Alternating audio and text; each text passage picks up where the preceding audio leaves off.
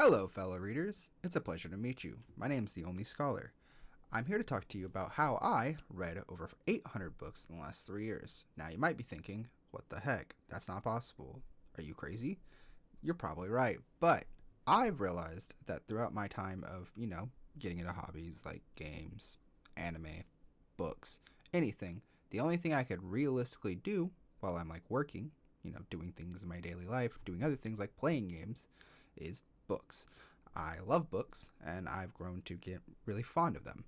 So I'm going to show you a little bit of ways that I was able to get into books, and hopefully you can, read more too. Specifically, books you want to read. So I'm not sponsored or anything, but this is one of my favorite sites, and one of the sites that most of my communities, the different communities I'm in, uses is WTR Lab. Basically, they take books from multiple different languages and translate it to English. So take, for example, if you wanted to find a specific book that appeals to you, you can go through, let's say just type A. Boom.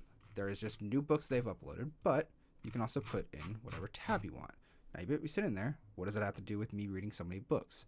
Well, take, for example, if you're like me, who likes more evil protagonists, you can find books that really fit your aesthetic. Okay? Now, once again, how does this affect me? Well, take, for example, if you want to read Warlock of the Magnus, where I'm at chapter 400 right now on this one. You would click onto it, and you could go through and pick AI or web. So the difference is in how it actually, says things to you. You can also text-to-speech a thing. I gotta enable it. Perhaps the snake woman's hair inside the secret realm. But, depending on your situation, that might not sound good to you. Okay. So, take for example, one of the books that I read. One, it's easy to read this way, and you can even go through and change how it looks. Sometimes you can change, where is it? One, you can be infinite, so you can just constantly, while you're not busy, you can go through and constant it. It's pretty nice. I enjoy it. I also think it's not worth my attention that way.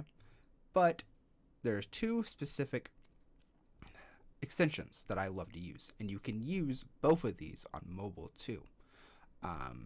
It's Read Aloud and Speechify. Now, most people know Speechify. Most people don't know Read Aloud.